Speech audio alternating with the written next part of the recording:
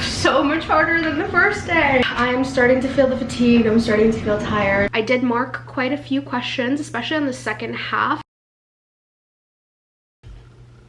Dental school has been such a crazy journey, and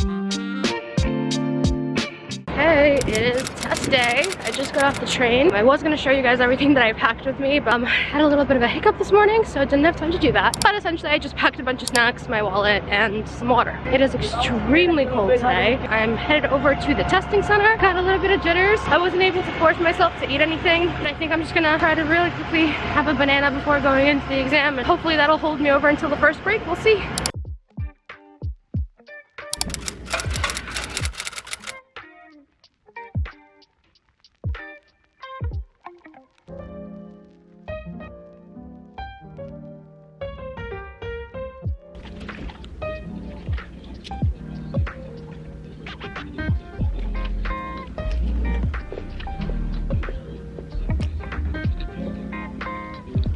Alrighty, break number 2 is 11:16. Oh man, I'm starting to feel the fatigue. I'm starting to feel tired. Thank goodness this building has a coffee shop right in the lobby, so I asked, I'm able to go during this is the longest break. This is a 30-minute break, so I'm just gonna grab some coffee and get powered up for the second half of this exam. I'm actually more than halfway done because after this is 100 questions and then another break, and then it's the last 60 questions, so halfway there.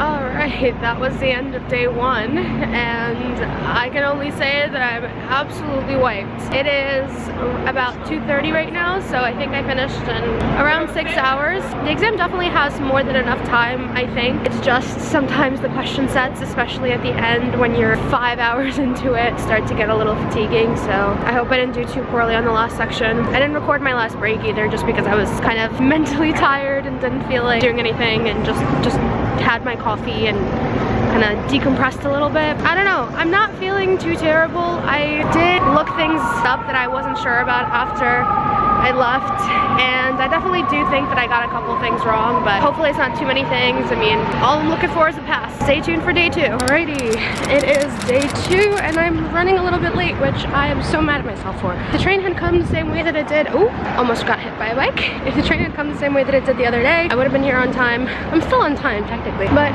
just running a little bit behind. Day 2 is okay, I'm feeling okay. The good news is that it's about half the time and less than half the questions, so hopefully we'll be able to get through nice and easy. I didn't do too much more review over the weekend. I was just kind of fried, and I didn't feel like it was productive use of my time to just keep drilling things, because you obviously have no idea what to expect. No, you don't, get a preview of what's going to be on the exam. So just going into it, the same knowledge that I had on Friday. I was hoping to get some coffee. I don't think I'll have time, so I did bring one of my little matcha shots that I'm just gonna shoot right before I go in. Hopefully that helps me stay awake, but I think the adrenaline is doing its job and keeping me up at least for the next couple hours.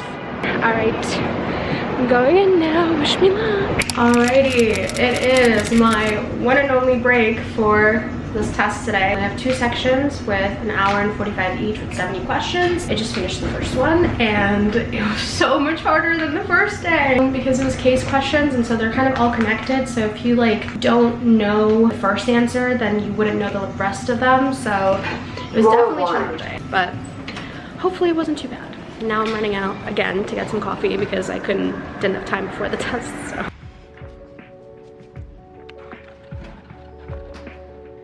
Alrighty, so I just got back from the exam and I had a little bit of time on the train home to kind of mull over and gather my thoughts. So this ponytail is way too tight. Essentially, as I was saying kind of in an earlier clip, the second part I think was definitely harder because in the first part, yes, there were a lot more questions, but in the second part, it's the fact that there's a sequence of questions connected. So if there's 5 questions attached to a particular medical condition and a particular medical case, if you're not sure what the medical condition is, or you're kind kind of sure but not really like certain, then the rest of the questions all hinge on that one thing, because it'll be like the medical condition and then what medication for this medical condition and then the mechanism of action for that medication. And so it's kind of all connected. So if you don't get the condition right for a lot of these case sets, you kind of are going to be struggling with the rest of the sequence as well. There were some that I was like, oh yeah, like this is like super straightforward, but there was not that many of those questions. I mean, I did mark quite a few questions, especially in the second half. I think in the first half I had maybe like 12 questions marked, and then in the second half I had about 20 questions marked, which is a lot, because you kind of want to be aiming to know at least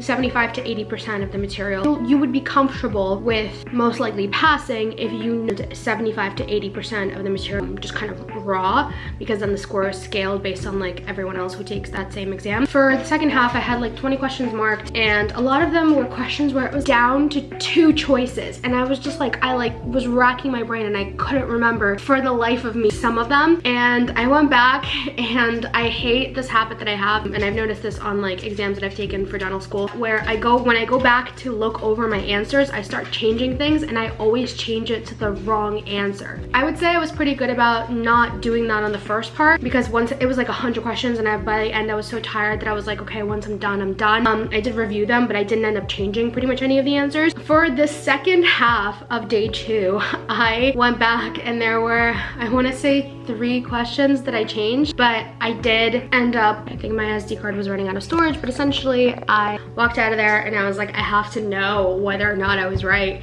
So then I went back into my notes and I looked up a couple of them, and surprisingly, the couple that I ended up changing, I did end up changing to the correct answer. And then the other ones that I had marked, I'm just gonna, you know, hope for the best, because it was like 20 out of 70 questions, which is significant. But the reason why I marked them wasn't necessarily because I 100% didn't know them. It was mostly because I was like, I want to take another look at that. Like once I'm done, I want to come back and take another look at that. That was my experience taking the INBDE. I do feel a little sense of relief right now, but I don't think I'll feel fully relieved until I see that I passed, which is in about 2 to 3 weeks. I think I'm gonna continue this vlog and just record whether or not I passed. You know, I've heard from a lot of people that, especially at our school, like most people do pass, and that's really encouraging to hear, but then you also don't want to be like that one person that doesn't pass. I'll share whether or not it's good news or bad news, but hopefully it's good news. Fingers crossed. So it's been about 3 weeks since I took my exam, and I just got the email that my exam has been scored.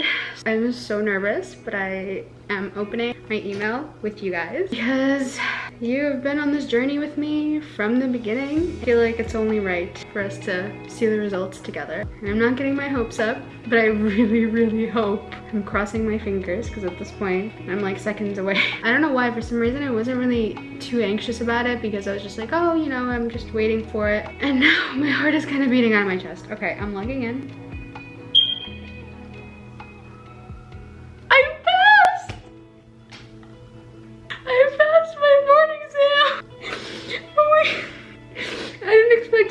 It was the first thing that I saw.